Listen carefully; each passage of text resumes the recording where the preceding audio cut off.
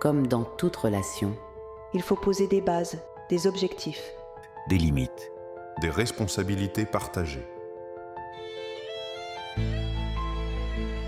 ce cadre, c'est vous qui le dessinez. Quelles sont vos attentes, vos valeurs, Vos lignes rouges, Travailler ensemble, ça commence par s'accorder. sur le pourquoi. et sur le comment. Je suis prête à construire avec vous. Avec vous. avec vous.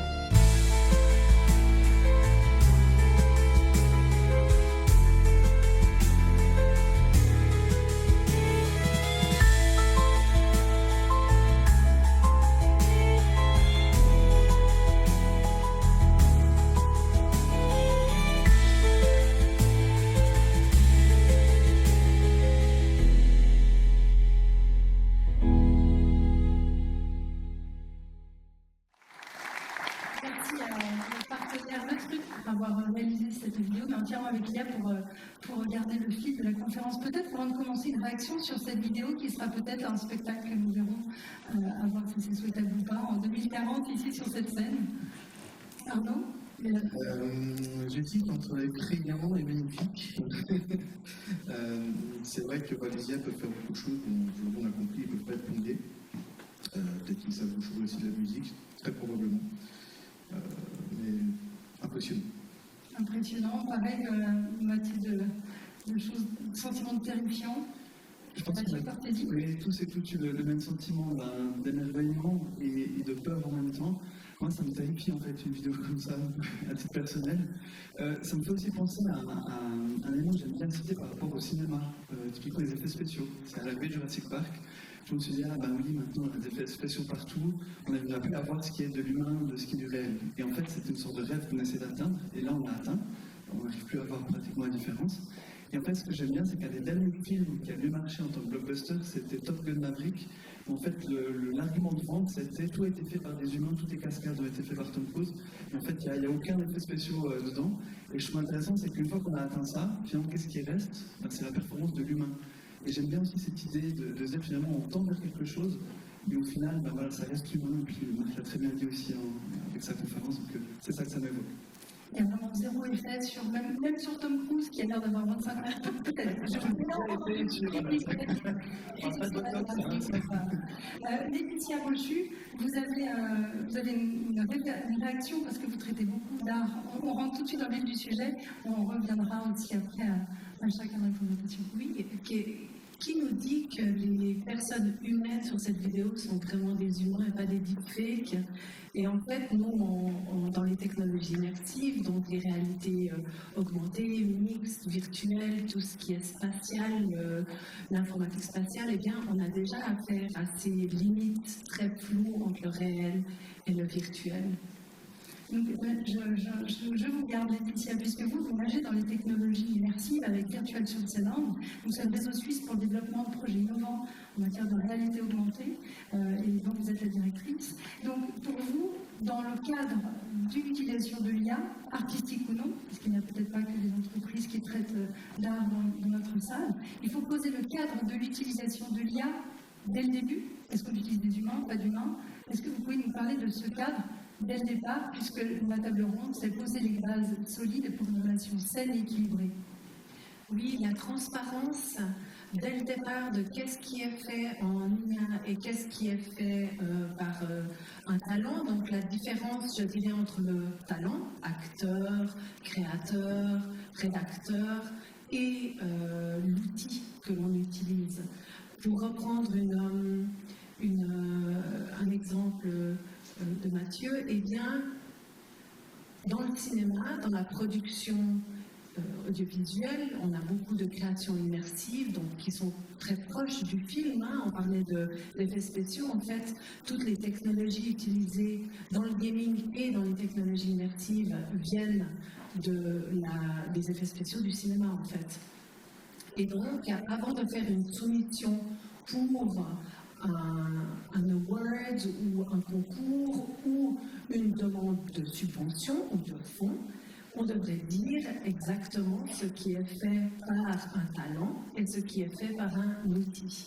Et je pense que ça pourrait aussi aider la réglementation et le cadre dans lequel on s'inscrit aussi au niveau du droit d'auteur. Voilà, c'est ce que je voulais dire. Donc vraiment un esprit de transparence. Est-ce que quand on a un film comme The Brutalist avec Adrienne Brody, dont l'accent a été modifié par intelligence artificielle, est-ce qu'il a autant de chances de gagner un Oscar, il l'a eu, qu'une autre personne qui n'aurait pas eu cet outil vocal à disposition. Donc voilà, il y a des petites choses sur lesquelles il faut s'accorder dès le départ. Il ne faut pas me lancer non plus sur la voie d'Adrienne Brody, mais vous voulez dire, on ne va pas se sortir, mais on va parler de ces droits d'auteur ensuite, c'est très important. Puisque vous parliez d'un exemple concret, avant de commencer, un outil ou quoi que ce soit. Roxane Zappala, vous êtes la directrice de l'affaire Neuchâtel, vous avez développé pour l'affaire un service juridique en ligne que nous sommes nombreux à utiliser dans la salle, mais pas que, c'est une vraie révolution, la RefLex. C'est un service juridique en ligne dédié au droit du travail suisse. Donc vous avez complètement construit cet outil. Quand on a préparé cette table ronde, vous nous avez expliqué que vous avez construit la relation, c'est-à-dire vous avez eu dès le départ tout ce que vous vouliez, ne vouliez pas. Est-ce que vous pouvez nous expliquer, en tant qu'utilisatrice et à la fois prestataire et vous avez commandé cette réalisation, est-ce que vous pouvez nous en dire un peu plus? Oui. Alors, merci beaucoup pour votre invitation. Ça marche. Alors peut-être juste une petite précision, c'est que effectivement tant sur l'outil, ce que c'est que Reflex et sur mon rôle dans le développement, tout d'abord mon rôle, moi je ne suis pas du tout informaticienne, je suis juriste spécialisée en droit du travail et dans le cadre de mon travail à la Fédération des entreprises romandes, je conseille les entreprises depuis 20 ans en matière de droit du travail, d'assurance sociale, je donne des formations et l'affaire souhaitant être très innovante et digitaliser beaucoup de services, c'est demander voilà, qu'est-ce qu'on peut digitaliser dans le domaine du service juridique en droit du travail et j'ai levé la main en disant que j'étais intéressée à développer quelque chose. Donc je ne suis pas informaticienne à la base, mais je suis responsable métier dans le développement de ce projet. Alors qu'est-ce que c'était? Je vous coupe juste pour bien comprendre, même si on ne connaît rien en IA, on peut s'emparer d'un sujet. Alors justement, on peut être son manager et prendre en charge même si on n'y connaît rien. C'est ça, c'est en tout cas de l'expérience que moi j'ai vécue. Donc j'ai dû imaginer sur la base de la relation que je pouvais avoir avec les entreprises, c'est-à-dire quel est le besoin. Je donne des formations, très souvent on me disait mais c'est pas possible de ces complexités de ces calculs, est-ce qu'il n'existe pas des calculateurs? Ok, on va faire quelque chose dans les calculateurs. Est-ce que vous n'avez pas des programmes qui peuvent générer des documents? Ok, on a le fait de développer un programme qui génère des documents et puis une base de données énorme avec tous nos guides, etc. Et surtout, évidemment, à l'heure actuelle, une intelligence artificielle et c'est ça dont je vais parler aujourd'hui. Alors ce qui est intéressant, c'est que ça fait quelques années maintenant qu'on est sur le projet, qu'on y pense et quand on a commencé à vouloir intégrer l'intelligence artificielle dans le projet, il n'y avait pas encore les IA génératives. Ce qui veut dire qu'on a fait des proof of concept avec une intelligence artificielle qui était beaucoup très différente de ce qui existe actuellement. Donc il fallait imaginer un petit peu toutes les questions qui pouvaient être posées et les mettre en lien avec des réponses qui pouvaient être données et être pertinentes. Et c'était extrêmement laborieux avec, je dirais, un résultat pas trop mauvais, mais quand même pas à la hauteur de ce qu'on a aujourd'hui. Et puis ensuite arrive IAGEN, arrive ChatGPT sur le marché et je vois ça alors que j'étais en train de développer le projet et je me suis dit mais c'est génial, on arrête tout, il suffit de mettre de la donnée dans la machine et puis elle va devenir une experte en droit du travail et répondre à toutes les questions en droit du travail en peu de temps. Et bien évidemment c'était pas du tout comme ça que ça s'est passé et j'aurai l'occasion de l'expliquer. Mais en gros quelles sont, je pense, les attentes avec le recul que je peux avoir. Tout d'abord les attentes par rapport aux fournisseurs, c'est qu'il faut absolument savoir à la base qu'est-ce qu'on veut. Qu'est-ce qu'on veut que le bot fasse exactement? Clarifier l'objectif. Voilà, clarifier l'objectif à la base. Et puis, deuxième chose, très important, quelles sont les données qu'on a à disposition? Parce qu'évidemment que le bot va travailler sur la base de données. Donc, quel est l'objectif? Quelles sont les données? Et puis ensuite, bien discuter avec le prestataire informatique en disant est-ce que l'objectif est atteignable avec les données dont on dispose? Et puis, évidemment, l'idée de respecter ces données. Exactement, exactement. Alors ça, c'est aussi une phase extrêmement importante. Vous imaginez bien notre domaine juridique aussi. Mathieu Cortési qui acquiesce. Je vais dire que oui, c'est génial. Et puis, ça me fait penser à une citation que j'ai voulu dire, mais avec l'IA, il y a 2 erreurs en fait qu'on peut faire. La première, c'est de faire l'autruche et dire non, c'est bon, c'est qu'une autre, ça va passer. La deuxième, c'est sur le projet sans tête et partir dans tous les sens. Et il faut un projet IA et sans objectif, et j'en ai vu vraiment des dizaines qui se sont effondrés parce que simplement c'était pas clair, c'était mettre de l'IA parce qu'il fallait de l'IA, il n'y avait pas un objectif clair. Et aussi ce qui a prouvé avec Roxane, et ce que j'aime beaucoup aussi, c'est le côté expertise métier. En fait, ce qu'on voit, c'est qu'on a sur le terrain expérience et tout. Non, expertise métier, c'est vous qui l'avez. Et après, on pourra aussi discuter par rapport à ça, mais je pense que c'est le plus important, et vu aussi l'évolution qu'il y a avec ça, en fait, c'est vous les experts métiers. Et on parle aussi du côté relation de couple, et ce côté expertise critique et autres. En fait, le fait d'être dans la relation critique, ça permet aussi après d'aller plus haut, d'aller plus loin avec son niveau d'expertise. Et ça, je pense, c'est bon ce qui ressort, et c'est pour ça que j'acquiesce depuis le début. Donc, c'est un exemple, comme il y en a peu, il faut le dire. Le projet est bien mené du début jusqu'à la fin. Alors, je rebondis également, parce que Roxane... Je vous représente à nouveau Arnaud, puisque ça fait un moment, Mathieu Cortési vous forme à l'IA, et puis Arnaud Blateau, vous êtes spécialiste en innovation et propriété intellectuelle, donc vous appliquez l'IA à vos clients, bien évidemment, mais également à vous-même. Dans votre propre entreprise, vous avez utilisé ces outils, et vous voulez rebondir par rapport à Roxane qui nous disait bien connaître son objectif, bien connaître ses prestataires. Tout à fait, donc bien connaître ses objectifs. Et je rebondis donc sur ce que disait Mathieu. L'expertise, évidemment, c'est la nôtre. Et il faut toujours avoir un regard critique sur ce que va répondre l'IA. Et comme disait Marc tout à l'heure, elle ne va pas vous contredire. Si vous lui faites une description d'un fruit et vous dites que c'est une pomme, elle vous dira oui, c'est une pomme. J'ai jamais essayé ça. Et si vous le faites, il faut quand même que ça ressemble à une pomme quand même. Et si vous dites non, moi je pense que c'est une poire, là elle vous dira en effet, excuse-moi, il s'agit d'une poire. Donc elle va jamais avoir un esprit critique.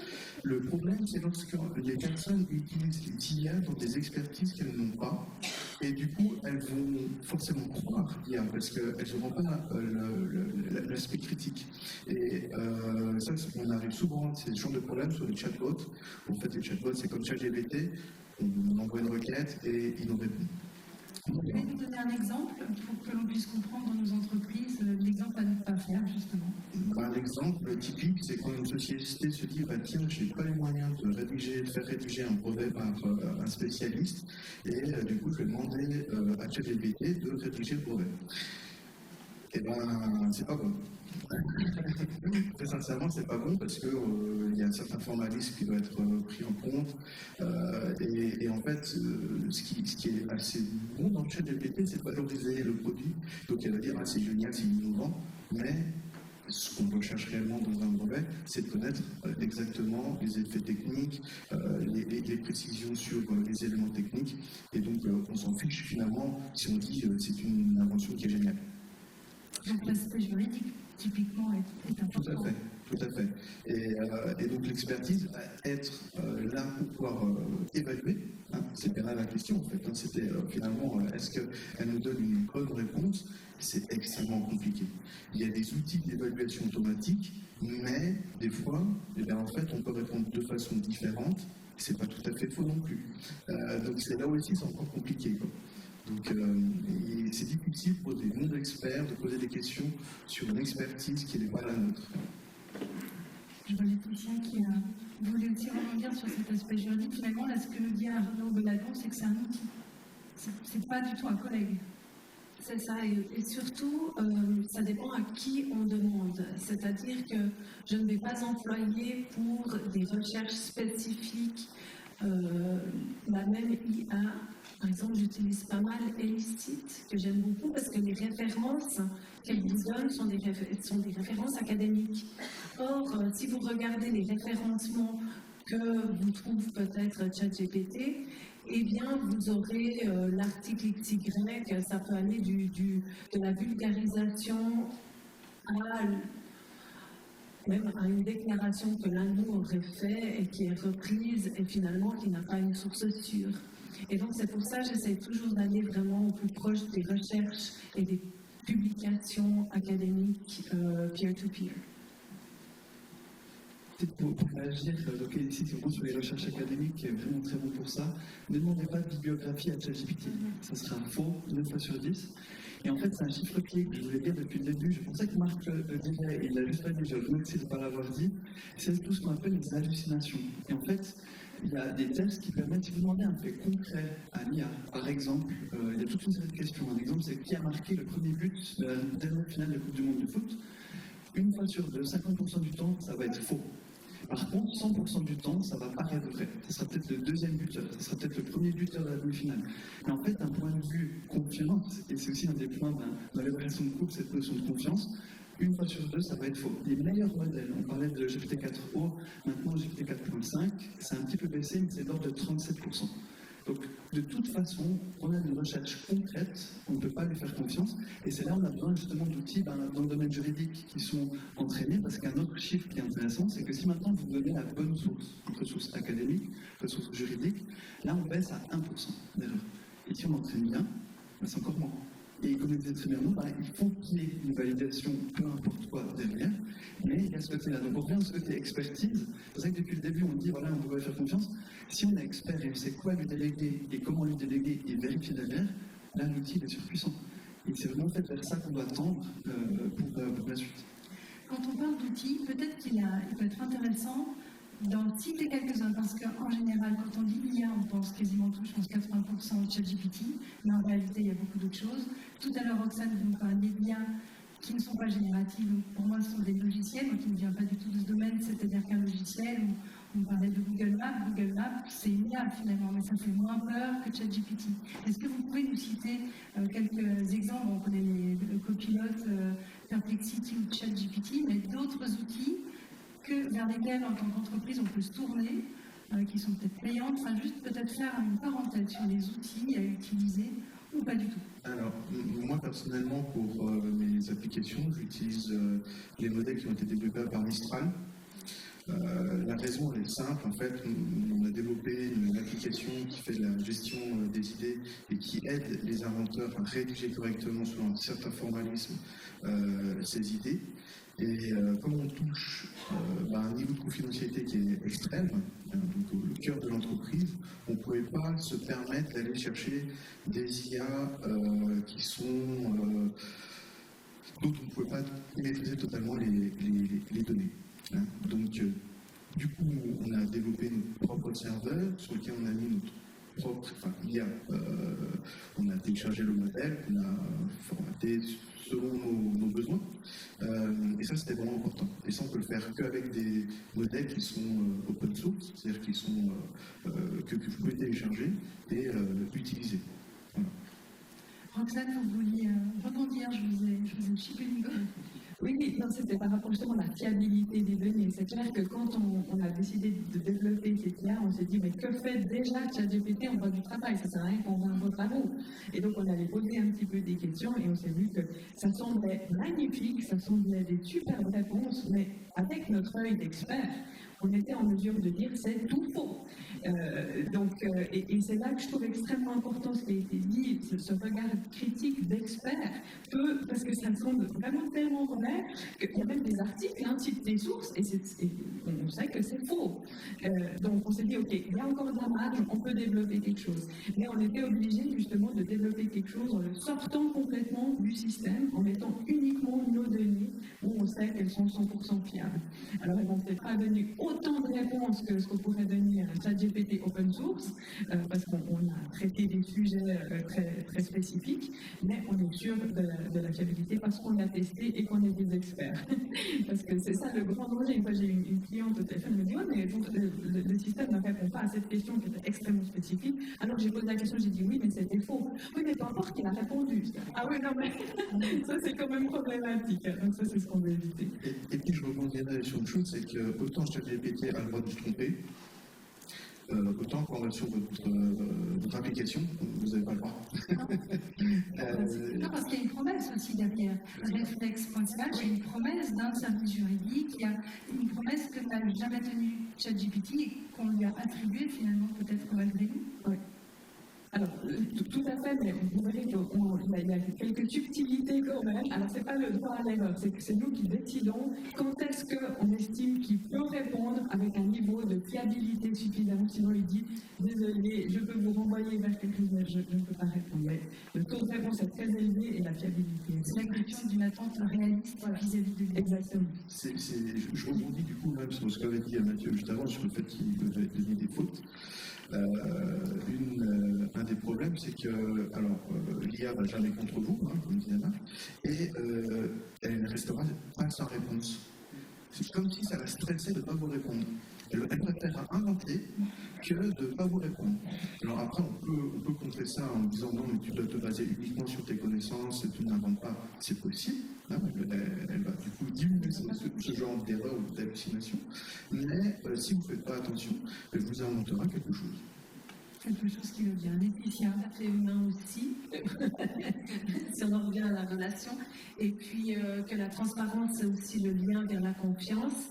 Et par rapport à cela, je voulais dire que le cadre légal renforcé par l'Union européenne, enfin la Commission, on travaille beaucoup avec la Commission européenne, avec EXAR for Europe. On est très proche d'eux et dernièrement, d'ailleurs, il y avait hier, on était en lien pour les nouveaux paquets de soutien à l'innovation au transfert technologique, donc c'est-à-dire que ce sont des paquets académiques, des soutiens à Horizon Europe, et il y avait énormément de paquets qui étaient liés à l'IA.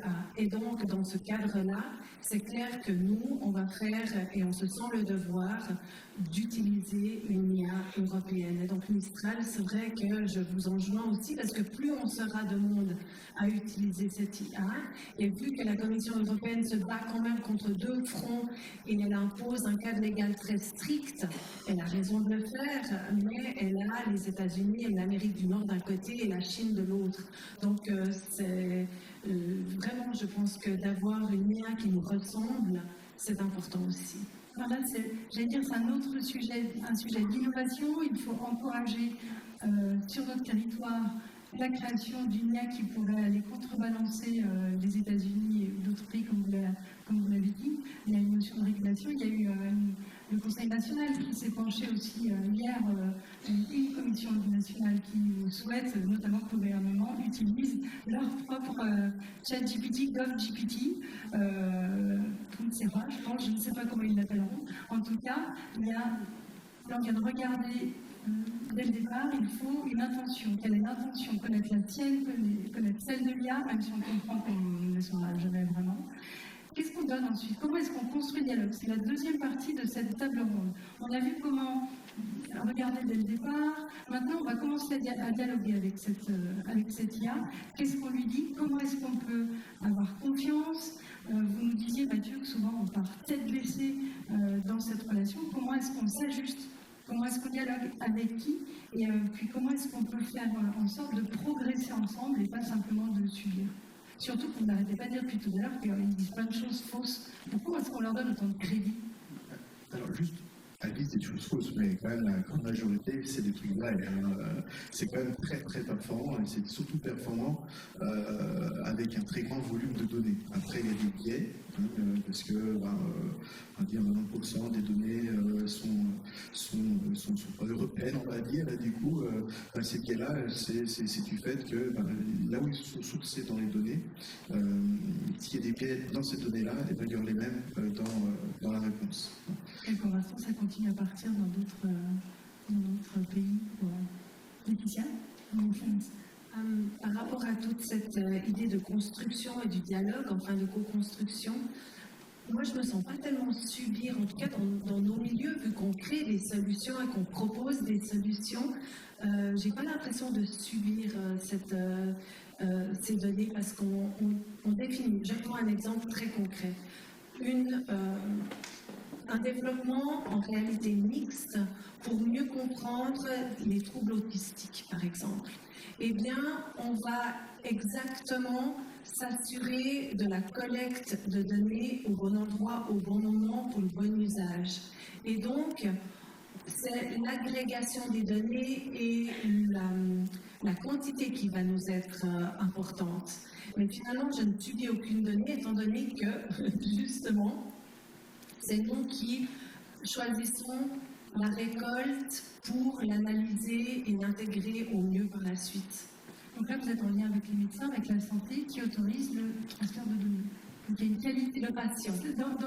Ça, c'est le patient. Alors oui, c'est tout à fait au niveau thérapeutique. D'ailleurs, c'est une très grande tendance dans l'utilisation des technologies immersives, c'est la personnalisation de l'aide médicale et des soins, et aussi le diagnostic anticipé. Donc ça veut dire par exemple le déficit cognitif qui peut arriver avec l'âge. Des fois je me demande si je ne devrais pas me faire tester aussi déjà.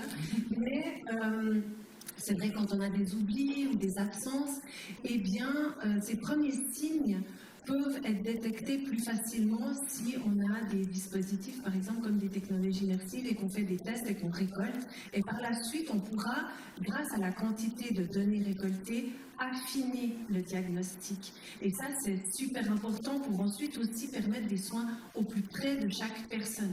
Donc là, on ne parle plus de ChatGPT, de choses qui sont générées. On parle, pour moi, avant, j'appelais ça un logiciel. Oui, sauf que là, il peut lui-même c'est ça quand on parle de génératif, c'est qu'il peut lui-même produire davantage de données sur les données qu'on lui a fournies. D'accord. Et donc là, c'est une possibilité de garder les données, je me tourne vers la juriste, là, c'est une façon de garder ces données et de ne pas les laisser partir, je ne sais où. C'est ça. Maintenant, par rapport aux données, moi j'ai une expérience intéressante par rapport à Reflex, c'est qu'à la base on s'est dit on va mettre toutes les données qu'on a, on avait écrit un guide, des articles, des jurisprudences, etc. Et puis après on va tester. Et en fait, c'était pas du tout bon. Parce que le temps qu'il mettait à tout scanner pour générer la réponse faisait que parfois c'était même contradictoire. Dans une même phrase, on avait blanc et puis à la fin, il finissait par noir. Donc, en fait, la quantité de données, en tout cas dans notre expérience, n'était pas du tout pertinente. Par contre, après, en travaillant, on s'est rendu compte que mieux vaut de données, il en faut de toute façon, mais mieux vaut de la qualité de données. Et on a justement décidé de partir sur un ouvrage très bien structuré et puis de partir et de donner ensuite des règles à l'IA pour qu'elle aille rechercher dans ce chapitre, dans ce sous-chapitre, en fonction des questions qui sont posées, etc. Donc, en fait, je dirais, la quantité de données, oui, mais il faut arbitrer parce qu'il faut aussi la donnée qui est extrêmement structurée et après donner des règles, j'en parlerai. Je vais rebondir. Quand on parle de données, là, on parle de données rédigées. Quand on parle, en revanche, quand je parle de technologie immersive, ce sont des données qui peuvent être la température corporelle, la pupillométrie, la dilatation de la pupille, le mouvement des yeux, le mouvement du visage, et donc et le pouls. Donc voilà, on a des autres données biophysiques. Oui. Quel que soit notre besoin, on peut trouver cette data, que ce soit corporelle dans la santé ou j'allais dire juridique, ou peut-être intellectuel. Ce qui est intéressant, c'est que nous, on avait une problématique, en effet, les données. Mais également, en fait, le modèle, quand vous voulez un modèle qui est très généraliste, qui est très intelligent, on va dire, comme ChatGPT 4.0, eh bien, c'est un volume énorme. Et vous ne pouvez pas le faire fonctionner sur vos propres machines. Je vous donnerai une réponse, mais peut-être dans un an ou deux, donc c'est pas la peine.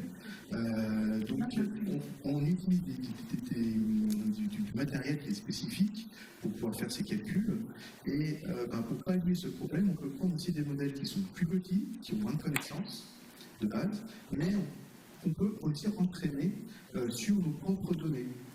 Et c'est tout l'intérêt en fait d'avoir des modèles qui sont plus petits, qui ne sauront sans doute pas qui a marqué le premier but. Et ça c'est pas grave parce que moi dans mon domaine j'en fiche. Mais par contre, nous ce qu'on attend, c'est qu'il y ait des connaissances dans le domaine de la propriété intellectuelle. Et on peut lui donner des données là-dessus. Le problème, c'est la qualité des données. On peut avoir une quantité énorme de données, si elles ne sont pas bonnes, si elles ne sont pas bien structurées. Et là, vous allez avoir des mauvaises choses également. Alors, ce qu'on dit, c'est garbage in, garbage out. Donc, ce que vous donnez qui est mauvais, eh ben, il ressortira également mauvais. Ça, il ne fait pas de magie. Ça s'appelle comme un humain d'ailleurs. Mathieu, vous qui formez énormément, comment est-ce qu'on construit, structure ce dialogue? Oui, et en fait, moi j'aime bien parler aux gens qui se disent « Ah mais mince, moi je peux pas me payer un immense outil avec mes données, je peux pas les entraîner ou autre, j'ai que ChatGPT, j'ai que Microsoft Copilot, comment je peux faire ?» En fait, nous, c'est bien, on intervient aussi dans le sens où, pour moi, il y a vraiment trois choses, vraiment une entreprise qui se dit, ou une institution, peu importe laquelle, qui se dit « Ok, j'ai envie d'aller de l'avant ». En fait, il y a trois éléments centraux à respecter. Le premier, en fait, c'est, on a vu le cadre, mais en fait, c'est la direction, les cadres, qui donne une impulsion, qui donne, voilà, nous on veut aller de l'avant là-dessus, on met un cadre. Ça peut être une charte IA, par exemple, on a vu ce côté cadre, ça peut être une charte pour les employés, ça peut les rassurer. Certains n'osent pas l'utiliser, n'osent pas dire qu'ils utilisent, d'autres utilisent au surtaquer et puis mettent toutes les données d'entreprise dans le ChatGPT, parce qu'on ne va pas être dupe avec ça. Et il y a aussi une question que j'aime bien poser, alors avant je ne vois pas très bien dans le public, mais qui parmi vous a une charte IA à main levée, qui est une charte IA d'entreprise auprès de vous? Donc nous on a une, voilà. Il y a 4-5-6 personnes qui lèvent la main. À peu près, c'est à peu près ça. En gros, 3-4-75% des entreprises en Suisse n'en ont pas. Et moi, je pense que c'est un très bon point de départ, mais pour encourager. Pour dire, OK, vous avez ce cadre-là. Et vraiment, on propose aussi un modèle sur notre site MCJS. Donc, n'hésitez pas, vous pouvez la prendre sans souci. Mais ça, c'est un premier point. Il faut que la direction mette ce cadre-là. Le deuxième point, pour moi, c'est la formation des employés, en fait, l'accompagnement des employés. Pourquoi? Parce que, en fait, tout ce qu'on parle là, je pense que c'est une histoire de montée en compétences. En fait, les gens doivent expérimenter. Donc, nous, on est dans le domaine de la formation. Donc, dans la formation, de manière générale, c'est mieux quand les gens expérimentent. Voilà. Versus le cours magistral qu'on a tous connu, c'est qu'on était unis aux écoles, ben voilà, il y a le cours, les slides, on a oublié le lendemain. En revanche, quand on expérimente, on apprend. D'accord? Donc, je ne pense pas que Marc va me contredire là-dessus. Et là, il y a ce côté, justement, en fait, les clients, c'est encore plus fort. En fait, il faut expérimenter, il faut faire des tests. Il faut faire des tests. Un exercice qu'on a bien donné, par exemple, c'est organiser un voyage. En fait, vous apprenez tellement de choses sur l'IA, sur ce qu'elle peut faire, sur ce qu'elle ne peut pas faire.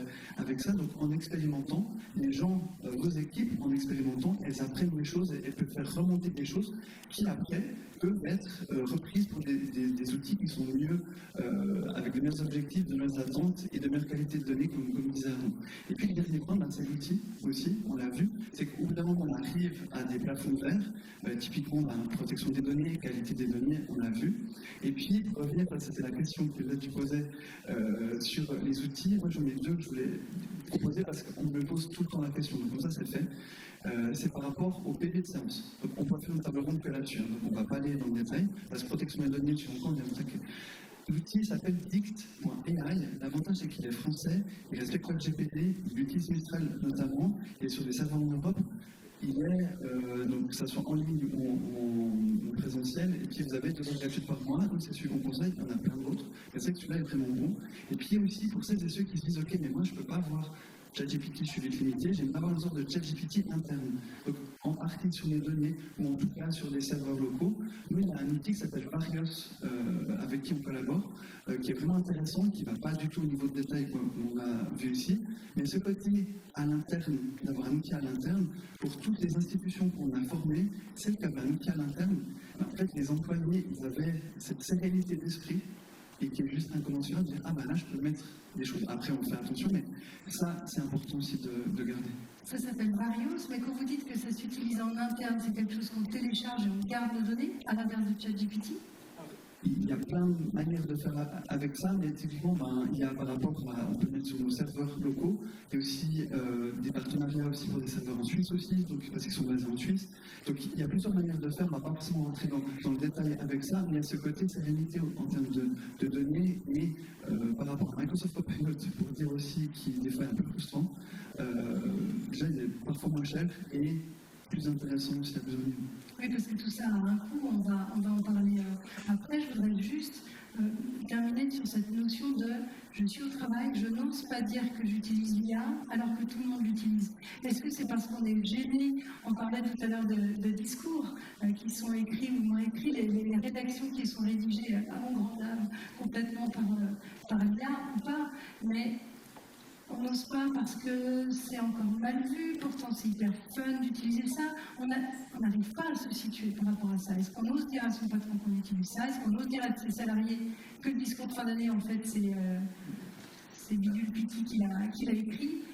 comment est-ce qu'on peut rassurer ou encourager ou conseiller les gens présents? Je pense là qu'il faut en discuter en interne, ça c'est le minimum. Donc réunion demain matin à 8h. Voilà. Ce qui est important en fait, c'est de ne pas complètement interdire, dans le sens où si vous bannissez complètement, il y en aura quand même qui vont l'utiliser. Et ils utiliseront en balançant aussi des données confidentielles, parce qu'il va croire qu'en mettant la coche données éphémères, des choses comme ça, il sera protégé par ça, ou parce qu'il a une licence ChatGPT qu'il a payée. Ça, le pire à faire, c'est de rien dire et d'interdire. Je pense qu'il faut discuter, il faut en effet se dire mais quel objectif, quel besoin, est-ce que ça va vraiment améliorer nos performances? Parce que je pense qu'on est tous là à dire que quand on a commencé avec ChatGPT ou n'importe lequel, on a mis plus de temps à comprendre comment il fallait écrire le prompt que d'écrire réellement l'email. Avant de comprendre comment ça fonctionne, il faut apprendre, comme tu disais. Et c'est là où on fait finalement une espèce de dialogue qui se fait avec l'IA. Le dialogue, en fait, il est même double, parce que nous, on apprend, mais elle aussi, elle apprend de vous, parce que les 3/4 du temps, on n'a pas des licences payantes, donc quand c'est pas payant, ne vous inquiétez pas, ils se retrouvent quelque part derrière, ils vont réutiliser vos données. Lorsque vous mettez un coup de sang au en bas, c'est pas pour rien, c'est pour évaluer, savoir si on a bien répondu. Donc il y a un véritable dialogue et on apprend l'un comme l'autre, et c'est bénéfique. Hein. Je ne dis pas le contraire, je ne dis pas que ChatGPT c'est un gros méchant qui va voler toutes vos données et qui va vous mettre à la porte, non, pas du tout. Mais il faut être conscient, c'est tout. Il faut connaître les intentions de l'autre, les tiens. Oui, si je reviens à la production audiovisuelle, est-ce qu'on définit, par exemple, un des gros débats dans l'industrie du cinéma, et ça s'est vu encore cette semaine à Cannes, dans le village innovation, c'est, en revenant au prompt, quel est le prompt qu'on peut donner? Est-ce qu'il peut contenir des références à des ouvrages ou des scénarios déjà écrits?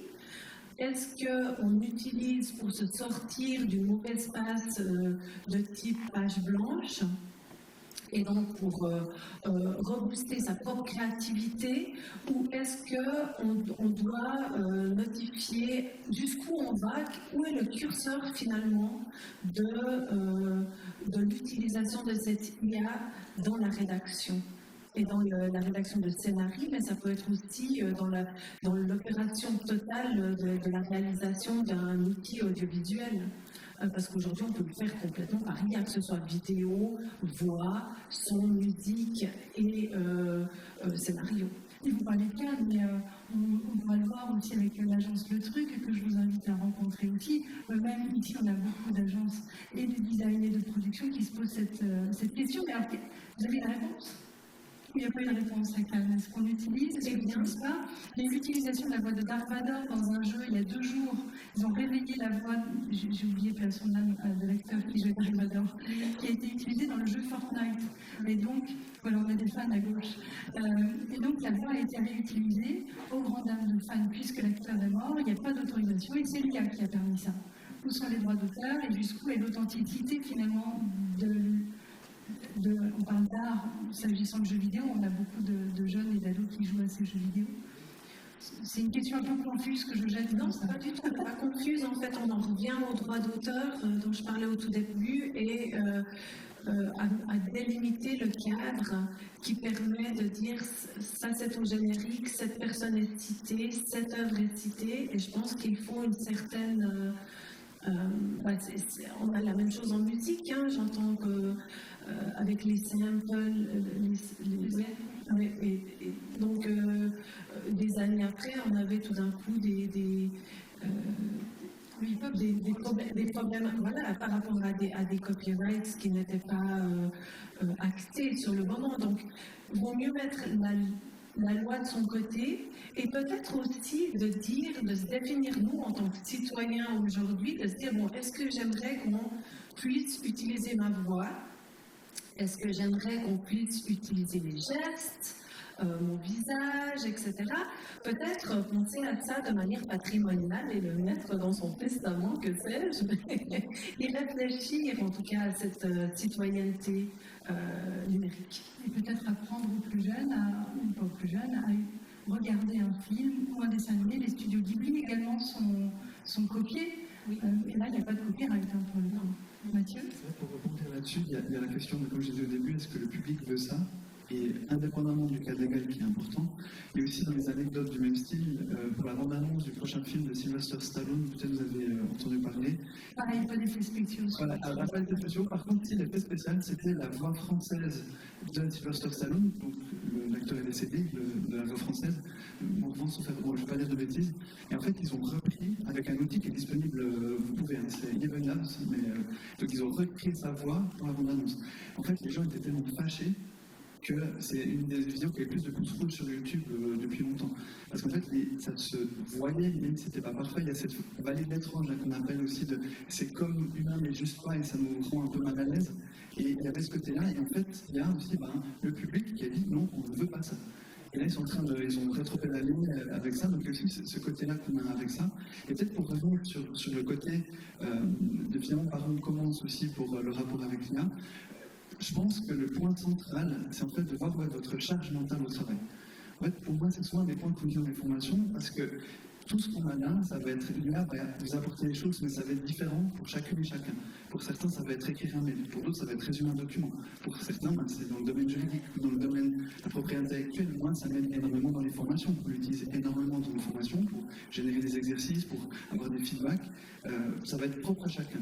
Donc, dites-vous, ça, typiquement, voilà, aujourd'hui, je suis comme il faut de Merlin, peut-être lundi ou ce week-end, je vais devoir avancer. Non, mais la flemme, je ne le fais pas. Ça, c'est un super bon point de départ pour commencer avec l'IA.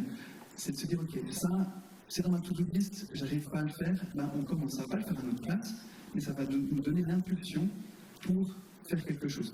Et ça, pour tous les métiers, je pense qu'il y a quelque chose qu'on peut avoir avec ça, et je pourrais peut-être dire l'anecdote après, mais j'ai pas connu un seul métier où l'IA n'a pas été utile. Dans des métiers très manuels. Donc je vais vous parler de mon expérience avec un grutier. Peut-être que tu connais déjà, mais un grutier qui, en fait, j'accompagnais vraiment actif dans le béton. Et en fait, c'était le chef des grutiers qui était là. Et alors lui, il disait, bon, ok, mais moi je suis dans ma grue, j'en suis sorti pour cette formation, mais aucun intérêt pour moi. En fait, ce qu'on a fait, on a regardé des cas d'usage pour lui, on en a vu plusieurs. Le premier, c'était sa feuille de temps qu'il devait remplir donc, par écrit. Et ça prenait du temps. Et en plus, il devait faire celle pour toutes ses équipes. On a pris en photo, donc respect la protection des données, on a pris en photo, transcription, on a pu mettre dans le logiciel interne. Le deuxième, c'est en fait, chaque jour, il doit faire un rapport de ce qu'il a fait sur le chantier. Ça lui prenait beaucoup de temps. Ce qu'il peut faire, il a pu le dicter, il le dit que ça met en forme, copier-coller, et ça fait.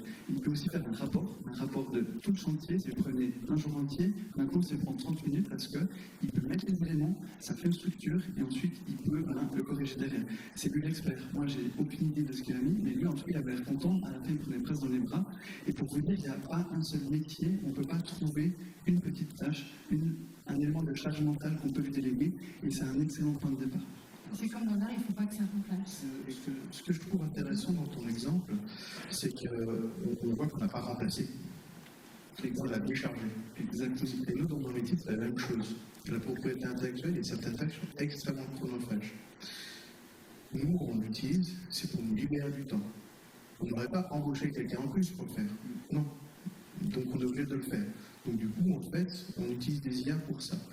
L'IA aussi, elle permet, dans nos métiers, d'accéder à l'information plus facilement pour les néophytes, pour les personnes qui sont, par exemple, pour rechercher un brevet, il y a des techniques de recherche. Aujourd'hui, avec des logiciels, on peut simplement écrire en langage naturel l'objet de notre recherche et ils vont nous proposer une requête qui sera pertinente par rapport à notre recherche. Et ça, même moi, qui suis un expert dans le domaine, ça me fait gagner du temps. Parce qu'il va choisir les bons mots-clés, et surtout ce qu'on appelle les classes, bon, ça c'est technique, mais il y en a énormément des classes, et ça permet en fait de définir par domaine technique, et on ne les connaît pas toutes. Et par contre, l'IA, elle peut les connaître toutes, et elle peut nous donner celles qui seront les plus intéressantes. Donc nous, on gagne vraiment du temps. Justine Dima, Emma, que nous allons recevoir dans une autre table ronde tout à l'heure, qui est chercheuse à la Haute École d'ingénierie de gestion du canton de Vaud, parlait d'obsolescence de compétences. Avant, quelqu'un pouvait avoir une compétence pendant 30 ans. Aujourd'hui, c'est 2 ans. En revanche, ça ne veut pas dire que elle verra bien mieux que moi, mais que son métier, que son poste va disparaître. En revanche, il va se transformer, mais la personne peut rester. C'est plutôt une note d'espoir, tant mieux. Roxane. Oui, merci. Moi, je voudrais insister sur cette complémentarité et puis sur ce que j'ai dit au début en disant qu'est-ce qu'on veut que l'IA elle fasse. On ne veut pas que l'IA remplace le juriste, et ce n'était pas notre but dès le départ. L'IA, elle va être complémentaire, elle va répondre à des questions de premier degré, elle va vous dire quel est le délai de congé applicable, quel est le droit aux vacances, quelle est la durée de prescription d'un certificat de travail. Par contre, elle ne va pas pouvoir interpréter, écouter, elle n'aura pas de sensibilité pour conseiller, comme le ferait un juriste, en tenant compte de l'ensemble des circonstances. Et ça, c'est très important, cette complémentarité. Qualité des données. Oui, mais dans notre domaine, c'est vrai qu'en fait, dans le domaine de la création, de la production, c'est vrai que ce sera plutôt de... bien entendu, il y a cette assistance, hein, c'est un assistant personnel, c'est pas un psy, c'est un assistant, mais il y a aussi de pouvoir créer plus vaste et plus réaliste.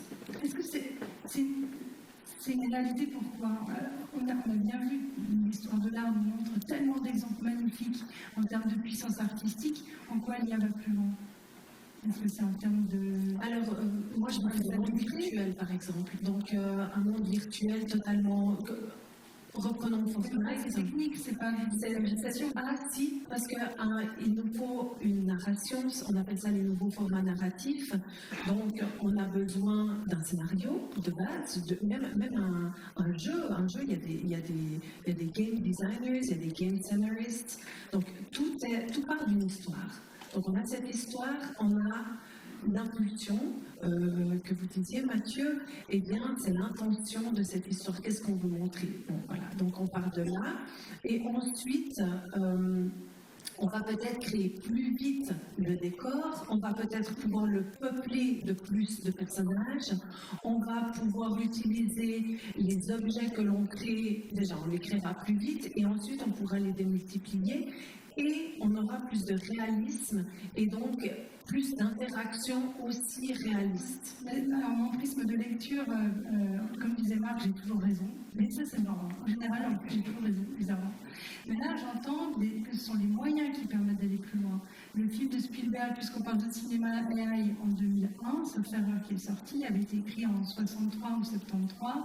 On a écrit, George Orwell a écrit des dystopies incroyables, et le cerveau humain peut aller très très loin, dans tous les sens d'ailleurs, même dans l'horreur finalement. Non pas pour dénigrer la puissance de la créativité, mais en tout cas, là j'entends que ce sont des outils qui permettent de démultiplier ça.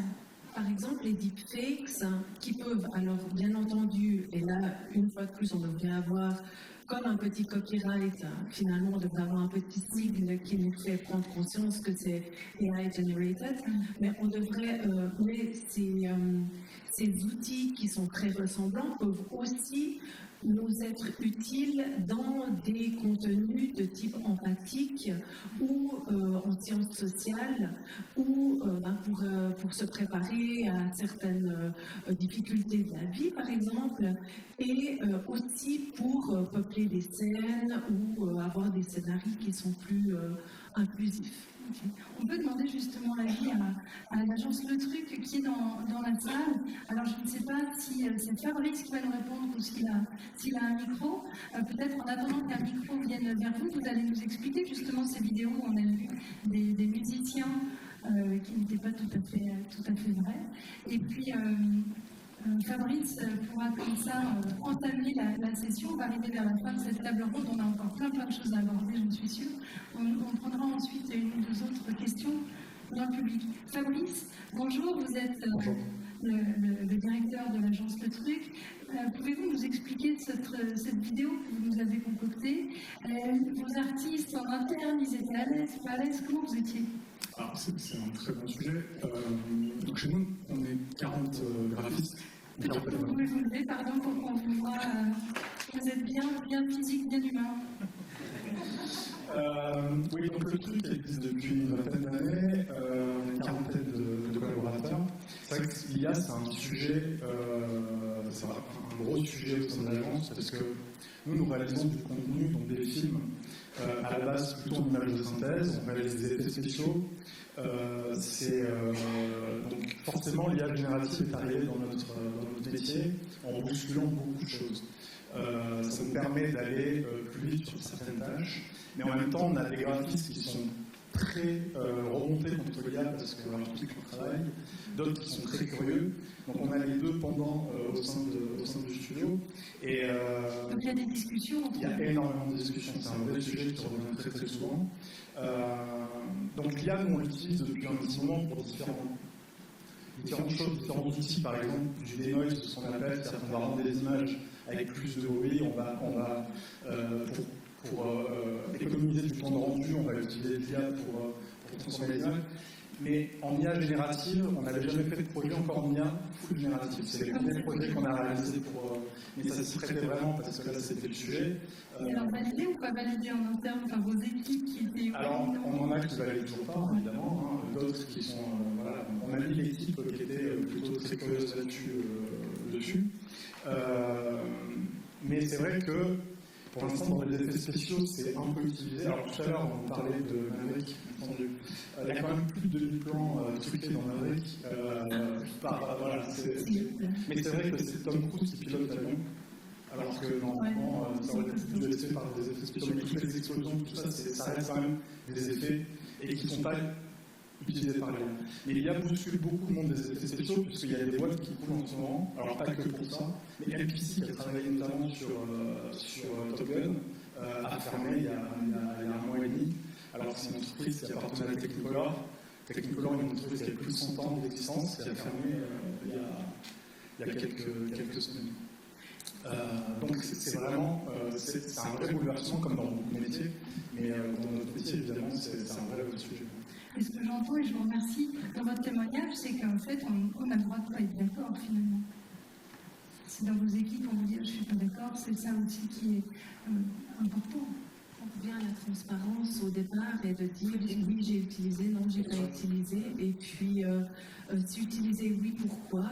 Et de toute manière, cette convergence virtuelle réelle, elle va s'amenuiser, donc on va devoir trouver des dispositifs visuels ou non, des clues pour qui nous disent ça c'est AI generated or not. Moi je pense qu'on va devoir, ça va être imposé en fait. Il y a un avantage, c'est qu'elle nous permet d'aller sur un résultat beaucoup plus vite, mais par contre on perd en contrôle énormément.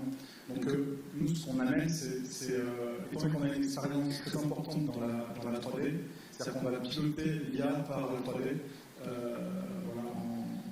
En lâchant le travail de l'IA par des choses qui arrivent déjà en 3D qu'on va améliorer en IA. Merci Fabrice. Et bravo pour les vidéos. On a d'autres encore de gens. On a des questions que vous avez posées par Slido avec le hashtag 1217, celle des théâtres. Alors celle tout en haut vient d'apparaître, donc je vais peut-être lire quel est le LLM derrière la réflexe. Alors LLM, c'est le L, j'y arrive jamais, c'est Learning Machine. J'avais le Deep Learning Machine, mais peut-être que ça n'existe déjà plus. Oui. Qu'est-ce que alors, on utilise la technologie OpenAI. Voilà. Mais par contre, avec des contrats de confidentialité des données qui restent à la fédération. Et puis deuxième question, un peu en lien, d'ailleurs c'est payant, elle a disparu, non c'est celle-là, c'est-à-dire qu'est-ce que vous utilisez les licences payantes de ChatGPT, est-ce que vous la conseillez ou pas? C'est vrai qu'on a toujours parlé de ChatGPT, moi c'était plus pour dire, voilà, c'est l'IA générative. J'ai utilisé ChatGPT en version payante, maintenant je ne le fais plus. Non pas que maintenant je l'utilise en version gratuite, mais je n'utilise plus ChatGPT pour des raisons de données confidentielles. Même auparavant, je n'utilisais pas ChatGPT avec des données confidentielles. Mais c'est aussi parce que maintenant j'ai ma propre IA et du coup j'en ai plus vraiment besoin. Voilà. Mais tout le monde, je comprends que tout le monde n'a pas sa propre IA chez soi. Donc on est encore sur la problématique de petite précision en quelques secondes. On parle version payante ou gratuite. La gratuite fait beaucoup de choses, hein, j'imagine, c'est la plupart que vous avez. Je profite de l'occasion pour dire que si vous prenez celle payante, donc ChatGPT Plus, à $20 par mois, d'un point de vue protection des données, on est au même niveau que la gratuite. Donc tout est utilisé pour entraîner le modèle. En revanche, si vous prenez la version Team, donc qui est à $25 par mois, minimum 2 utilisateurs utilisatrices, c'est un peu mieux au niveau de protection des données, dans le sens où les données que vous mettez dedans ne sont pas utilisées pour entraîner le modèle. Il y a d'autres problèmes, hein. On ne va pas faire, il nous reste 2 minutes 58, on ne va pas aller dessus, on a vu le côté protection des données sur les serveurs, le cloud et autres, mais si vous hésitez à prendre la payante, prenez plutôt Team, parce qu'il y a une protection un peu plus forte avec ça, puis il y a moyen aussi dans les paramètres d'aller un petit peu plus loin. Donc c'est vrai qu'on fait souvent cette erreur, on dirait je prends bien c'est bon, donc il faut prendre cette Team qui est un tout petit peu plus cher, mais qui est quand même un peu plus performante. Une dernière question, pardon. Excuse-moi. Pour l'instant, il y a la possibilité de lire le contrat. Hein. C'est pas totalement obscur, c'est pénible à lire, mais. Il ne faut pas demander un résumé à ChatGPT et la lecture. Il y a. Maintenant, j'oublie ma question. C'était plutôt sur au niveau des secteurs. Laetitia, on a parlé d'art, mais vous avez parlé de la santé aussi, j'imagine de la recherche, de l'autisme. Est-ce que pour nous éclairer, ce sera peut-être la dernière question qui a été soulevée, est-ce qu'il y a des secteurs mieux préparés, des secteurs chez nous, en restant en terre genevoise ou en tout cas en Suisse, des secteurs qui sont mieux préparés ou pas, ou ça va plus vite? Alors de notre côté, c'est beaucoup la formation, le médical, et bien sûr la culture, le patrimoine, le tourisme et tout ce qui est artistique qui vont plus vite. Maintenant, le seuil de vigilance, c'est l'outil lui-même, parce qu'on va encore avoir une interface, ces fameux casques VR, MR, ou même, je veux dire, il faut faire attention aussi aux applications qu'on télécharge sur nos téléphones pour faire XY démarches. Donc voilà, c'est surtout à ce niveau-là nous qu'on bloque. C'est le hardware, c'est pas le software. C'est le hardware. Moi, je veux juste apporter une précision, c'est que jusqu'à présent, on parlait des LLM, hein, donc c'est des IA génératives de texte ou bien d'images. En fait, les IA, ça comprend plein d'autres choses aussi, hein, dont la définition d'un traitement, sur lequel j'ai pas mal travaillé aussi. Là, c'était vraiment particulier et ça s'appliquait en fait à nos métiers. Là, il y a plein d'autres types d'IA qui peuvent être développés et qui sont aussi extrêmement performantes. Il n'y a pas vraiment aujourd'hui de limitation. Il y a beaucoup de métiers qui comprennent l'avantage qu'il peut y avoir à mettre des IA. Il y a des métiers qui seront fortement impactés, comme le droit. Minority Report. On aurait pu faire une table ronde de projection film aussi, parce qu'il y a pas beaucoup de choses. Et Laetitia, ce sera votre dernier mot, si Arnaud avait terminé. Oui, il y a des métiers comme le droit qui sont fortement impactés, mais ce n'est pas pour autant qu'on va détruire des emplois. Voilà, il faut rester positif. En fait, ce qu'il faut comprendre, c'est que les IA sont des outils, pas des experts. Et pas des humains. Et c'est la façon dont on les utilise, c'est avec l'être humain, cet échange qu'il y a entre l'être humain, critique de l'être humain et la capacité de l'IA, qu'on va avoir une sous-intelligence et expertise, d'accord? Mais le modèle en est tout seul, c'est pas un expert, c'est un outil. Il va être solide. Dernier mot, Mathieu. Pour Laetitia, c'est une question qui est venue sur finalement comment on se voit dans 1 ou 5 ans. Avec ça, je voudrais juste venir pour revenir sur ce que dit Arnaud. Moi, il y a 2 ans, j'étais une table ronde. La question de la fin, c'était est-ce que dans 2 ans, les métiers vont être remplacés? On était plusieurs panélistes. Un avait pris la parole en disant c'est sûr, dans 2 ans, tous les métiers sont remplacés. J'ai pris la parole, j'ai dit je ne suis pas sûr parce que pour les raisons qu'on évoque là. Et je suis content parce que maintenant on est 2 ans plus tard. Donc je n'irai pas le nom de cette personne, mais 2 ans plus tard, non, les métiers n'ont pas été remplacés. Il y a une évolution, on l'a vu, avec toute innovation, et je pense que vous l'avez tous et toutes expérimenté. Toute innovation a tendance à surestimer l'impact à court terme et à sous-estimer à long terme. Donc il y a un vrai impact à long terme qu'on a discuté aussi ensemble. Il est souterrain, il est là, et vous l'avez tous expérimenté. Mais le court terme des emplois et autres, on en est extrêmement loin. Et soyez rassurés avec ça, ça vous permet d'aller de l'avant et de garder cette maîtrise. Ce sont les bases solides d'un couple. Laetitia. Et puis pour tous ceux qui travaillent dans l'industrie, il y a tous les processus industriels qui bénéficient. Il y a énormément de l'IA, il y a énormément d'appels à projets académiques et autres qui sont proposés. Et puis pour aussi la commune mérinoise et toutes les entités publiques, les jumeaux numériques sont une énorme tendance à bien regarder et à s'y engouffrer, qui utilise aussi pas mal d'IA, mais qui sera vraiment quelque chose de très profitable à l'avenir. Profitable, j'aime bien la demande pour clore cette table ronde, je vous remercie. On a entendu qu'il fallait valider son objectif, bien connaître tous les prestataires, valider la data, ne pas utiliser dans l'ombre ChatGPT, oser le dire, donc oser se confronter aussi dans les équipes, on n'est pas toujours d'accord. Donc de quoi définir en tout cas les bases solides. Je vous remercie mesdames et messieurs.